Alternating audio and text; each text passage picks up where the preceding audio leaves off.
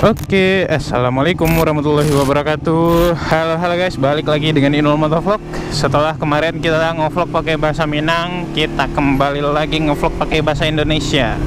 Karena yang bahasa Minang kemarin komentarnya masih belum banyak buat nyuruh gue pakai bahasa Minang. Jadi kita balik lagi ke bahasa Indonesia, bahasa Indonesia gaul gitu loh. Iya. Episode kali ini gue nggak ada, masih tetap random. Tapi nggak tahu ya, kalau tiba-tiba ketemu bahasan di tengah jalan kita nggak tahu gitu ya. Iya.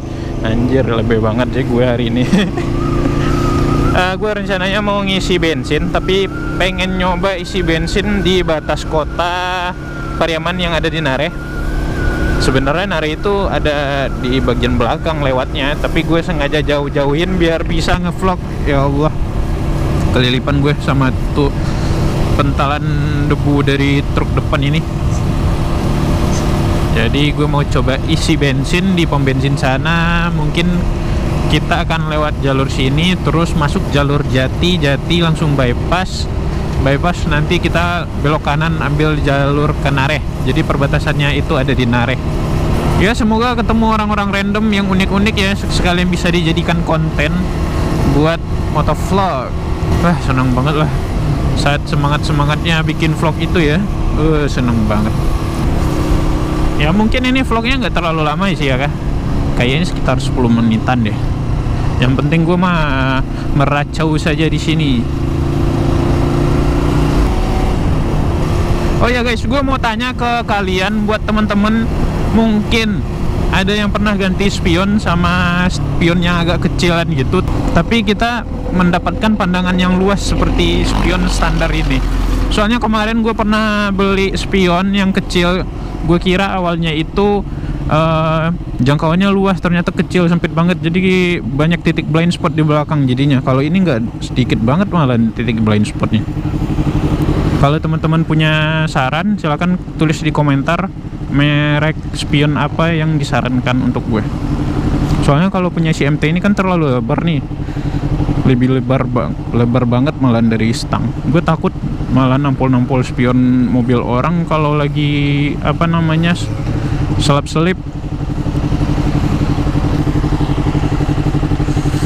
Tugu Padati.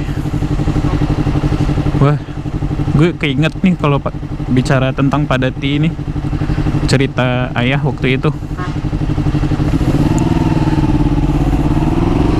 Waktu di zaman kemerdekaan kan Padati banyak tuh di Minangkabau ini kan. Padati itu sejenis apa ya? Sejenis angkutan barang yang ditarik sama kerbau.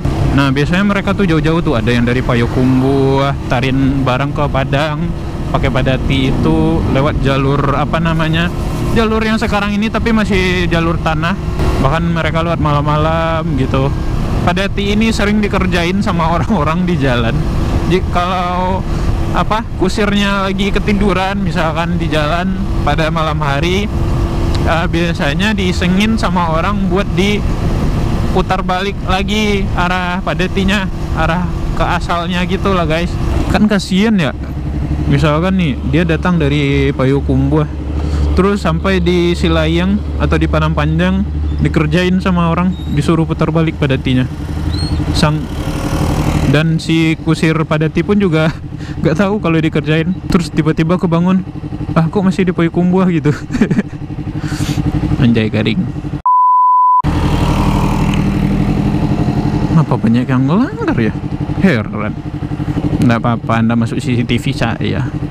Sering-sering aja, banyak-banyak aja yang ngelanggar.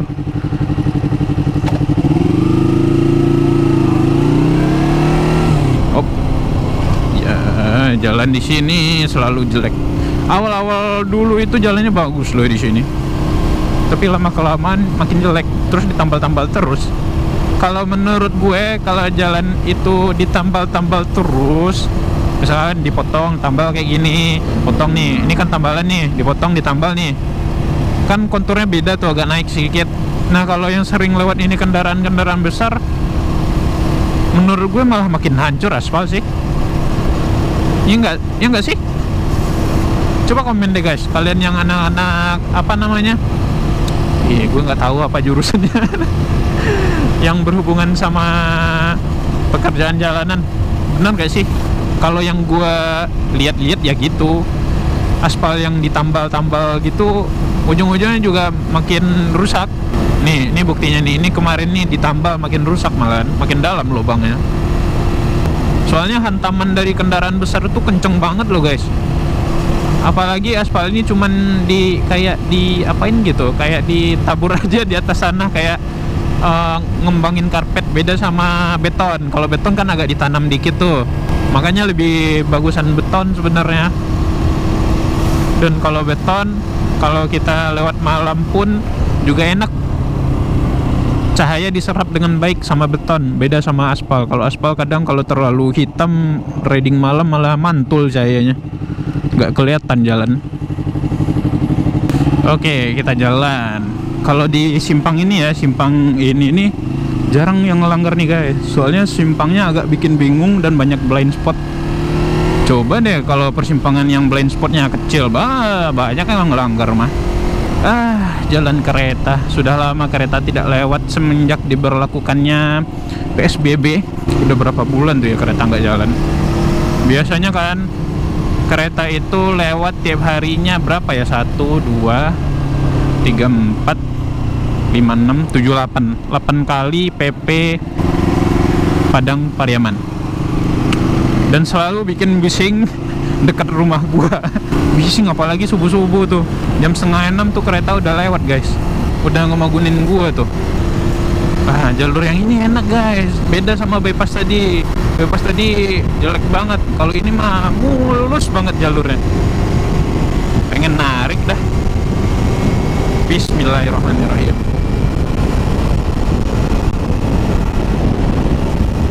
Anjir, udah gigi 6 aja nggak nyadar gua. Karena gini guys, gue tuh lebih sering main RPM bawah. Jadi gearnya tuh cepat naik. Tujuannya biar hemat bensin. Karena gue nggak pakai jaket, ini kecepatan 90 itu udah kerasa ditampar-tampar loh. Tapi kalian ngerasa nggak sih guys, kalau kalian bawa mobil sama bawa motor, di kecepatan 80 aja nih kita bandingin, kok di kecepatan 80 di motor itu biasa aja ya rasanya. Kalau di mobil kecepatan 80 itu malahan udah berasa kayak kecepatan 100 km di motor. Apakah dibedakan kecepatan pembacaan mobil sama motor ya? Soalnya gue paling sering gitu, misalnya kalau gue udah lari kecepatan 110 nih sama MT kan, itu berasanya baru kenceng gitu. Sedangkan di mobil, gue bawa mobil 80 km per jam aja itu udah hampir sama kayak kecepatan MT di lari 110. Mungkin sekarang 100-an lah, nggak nyampe 110 sih, tapi kayak udah nyampe lari 100-an gitu. Pom bensinnya ada di depan. Mudah-mudahan kualitas bensinnya bagus ya. Tapi kayaknya di sini bagus, soalnya lumayan ramai ini.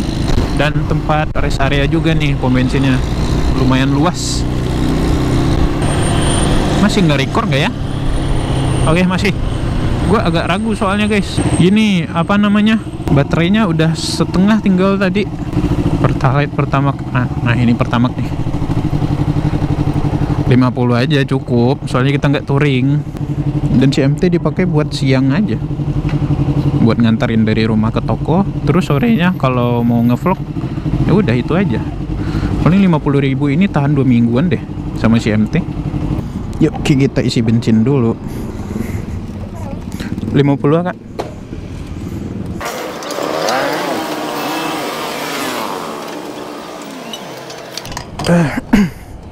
Oke, kita jalan, kita balik.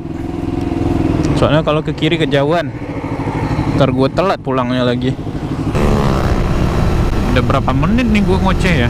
Udah kering nih bibir, sama tenggorokan udah kering juga. Ntar kalau gue lanjutin terus buat ngobrol malah batuk-batuk lagi. Soalnya gitu guys, gue tuh kalau ngobrol terus nggak bisa tahan di atas 15 menit sampai 20 menit kalau ngobrol terus ya. Tapi kalau ngobrol diam terus minum, ngobrol diam minum lagi, setidaknya ada pelumasan di tenggorokan gitu sama air putih kan. Jadi masih bisa bertahan sejam pun masih gue jabanin malah. Tapi kalau bawa motor kayak gini terus ngevlog, ngobrol terus ngalor ngidul, ya gitu kering akhirnya. karena bawa motor kan juga bikin dehidrasi kan, jadi lebih cepat kering. Ini aja udah kering banget tenggorokan gue nih. Nah, gue mau ngingetin lagi buat teman-teman, kalau ada saran ide spion kecil, agak kecilan gitu untuk MT ini, tapi pandangannya masih luas, jadi tolong di komen ya guys. Kalau kalian punya saran spion yang bagus buat MT, komen di bawah. Udah, mana tahu gue ada rezeki bisa diambil. Sudah lah ya, kita cukupkan saja ngevlognya sampai sini guys. Terima kasih semuanya. Jangan lupa untuk like, comment, share, dan subscribe. Gue Inul Motovlog. Keep safety, keep riding. See you and bye-bye. Aduh, udah kering banget di tenggorokan. Gol pipinya lagi. Pakai KBC memang ketekan banget. Tapi ya enak sih pakai KBC ini.